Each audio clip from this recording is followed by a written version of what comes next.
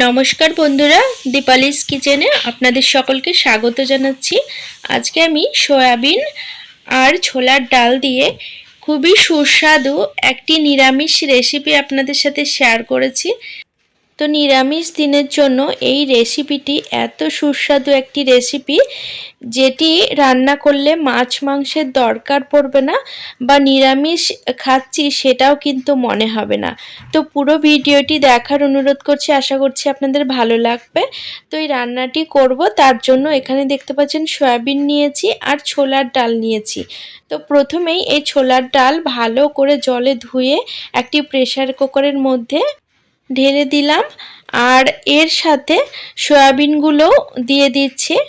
তো দেখতে পাচ্ছেন বন্ধুরা, আর এর সাথে আমি অল্প খানিকটা জল দিলাম আর 2 থেকে 3টে কিন্তু কাঁচা লঙ্কা দিয়ে দিচ্ছি।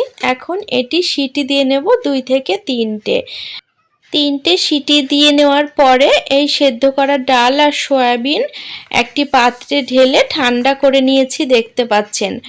তো খুব সুন্দর সেদ্ধ হয়ে গেছে। আর এই ছোলার ডালটা আপনারা রান্না করার আগে জলে ভিজিয়ে রাখতেও পারেন, সেক্ষেত্রে আরও সময় কম লাগবে বা ডাল তাড়াতাড়ি সেদ্ধ হয়ে যাবে। এখানে দেখতে পাচ্ছেন একটি বড় মিক্সিং জার নিয়েছি, এই জারের মধ্যে সেদ্ধ করে নেওয়া সয়াবিন আর ডাল ঢেলে নিচ্ছি। বন্ধুরা, এই রান্নাটি যদি আপনাদের ভালো লাগে তাহলে অবশ্যই একটি লাইক করে দেওয়ার অনুরোধ করছি। তো সমস্ত কিছু ঢেলে নিয়েছি, এবার স্মুথ পেস্ট বানিয়ে নেব, এতে কিন্তু জল দেওয়ার দরকার নেই। তো এখানে আমি ডাল আর সয়াবিন একসাথে পিষিয়ে নিয়েছি, এবার একটি পাত্রে ঢেলে নেব। তো বন্ধুরা, এখানে দেখতে পাচ্ছেন পেস্টটা খুব সুন্দর স্মুথ হয়ে গেছে। এবার একটি বাটিতে ঢেলে নিচ্ছি। তো বন্ধুরা, ভিডিওটি ভালো লাগলে আমার সাথে থাকার জন্য চ্যানেল সাবস্ক্রাইব করে বেল নোটিফিকেশনটা অবশ্যই অন করে রাখবেন, তাতে আমি যখনই নতুন ভিডিওর আপলোড দেব তার নোটিফিকেশন কিন্তু আপনারা সকলের প্রথমে পেয়ে যাবেন। এখানে এই উপকরণের মধ্যে 1 চা চামচ গোটা জিরে আর স্বাদ অনুযায়ী লবণ আর হাফ চা চামচ মতো হলুদ দিয়ে একসঙ্গে ভালোভাবে মেখে নিচ্ছি। তো বন্ধুরা, এটি চাইলে আপনারা হাত দিয়ে খুব ভালোভাবে মেখে নিতে পারেন, আমি কিন্তু চামচ দিয়েই মেখে নিচ্ছি। তো মাখাটি দেখতে পাচ্ছেন হয়ে গেছে। এবার আমি এর মধ্যে আরও কিছু উপকরণ মেশাবো, তার জন্য এখানে 1 থেকে 2 চামচ বেসন দিয়ে দিচ্ছি। তো বেসনটা বাইন্ডিংয়ের কাজ করবে। আর এখানে আমি হাফ চা চামচ মতো গরম মশলা গুঁড়ো দিয়ে দিচ্ছি। এবার এই দুটো উপকরণ দিয়ে এই সমস্ত জিনিস আবারও ভালোভাবে মেখে নেব। সমস্ত জিনিস ভালোভাবে মেখে নিয়েছি। এবার ছোট ছোট বলের মতো আকারে গড়ে নেব। আপনারা চাইলে আপনাদের পছন্দ মতো শেপে বানিয়ে নিতে পারেন। এবার কড়াইয়ে আগে থেকে তেল গরম করে রেখেছিলাম, এই তেলের মধ্যে এইগুলো দিয়ে বেশ লাল লাল করে মিডিয়াম টু লো ফ্লেমে ভেজে নেব। এগুলো ভাজার সময় অবশ্যই চুলার হিট মিডিয়াম টু লোয়ে রাখতে হবে, বেশি হাই হিটে ভাজলে কিন্তু চলবে না। তো দেখতে পাচ্ছেন একদিক ব্রাউন হয়ে গেছে, এবার উল্টে দিচ্ছি, অপর পিঠও বেশ ভালো করে ভেজে নেব। তো এখানে ভাজা হয়ে গেছে, এখন আমি এগুলোকে একটি পাত্রে তুলে নিচ্ছি। আর বাকি যে মিশ্রণ ছিল সেটি থেকেও এই রকম ছোট ছোট বলের আকারে গড়ে ভেজে নেব। তো বন্ধুরা, দেখতে পাচ্ছেন এখানে সমস্ত বড়াগুলো ভেজে নিয়েছি। এবার কড়াইয়ের মধ্যে আরও একটু তেল দিয়ে এই তেলের মধ্যে ডুমো করে কেটে রাখা আলু দিয়ে দিচ্ছি। এই আলুর মধ্যে অল্প পরিমাণে লবণ আর হলুদ দিয়ে দিচ্ছি।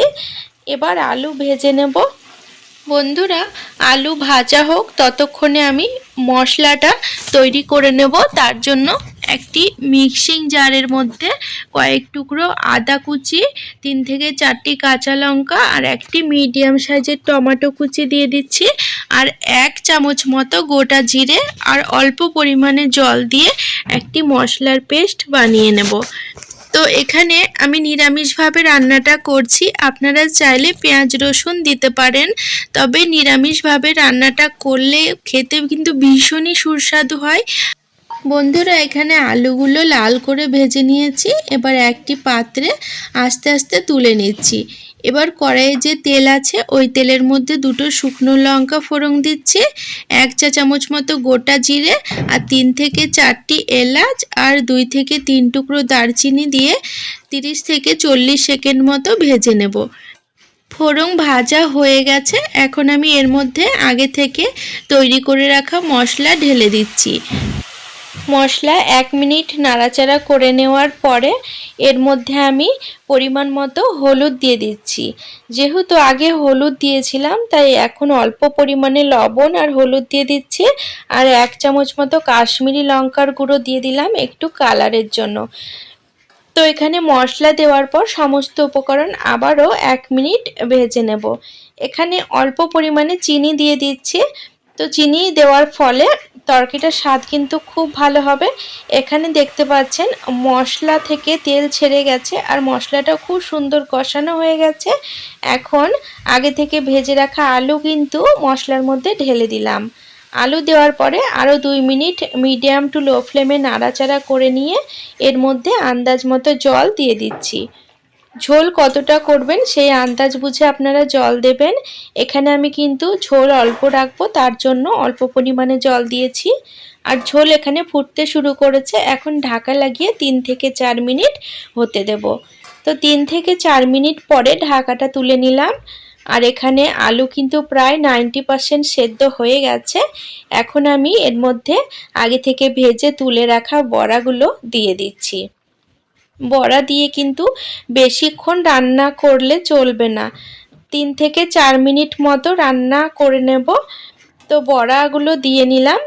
এখন আমি আরও একটুখানি নাড়াচাড়া করে নিয়ে এর মধ্যে ওপর থেকে 1 চামচ গরম মশলা গুঁড়ো ছিটিয়ে দিচ্ছি আর 1 টেবিল চামচ মতো ঘি দিয়ে দিচ্ছি। যেহেতু নিরামিষ রান্না সেহেতু নামানোর আগে ঘি গরম মশলা দিয়ে নামাচ্ছি। এতে স্বাদ কিন্তু খুব ভালো হবে আর খেতে একদম দুর্দান্ত লাগবে।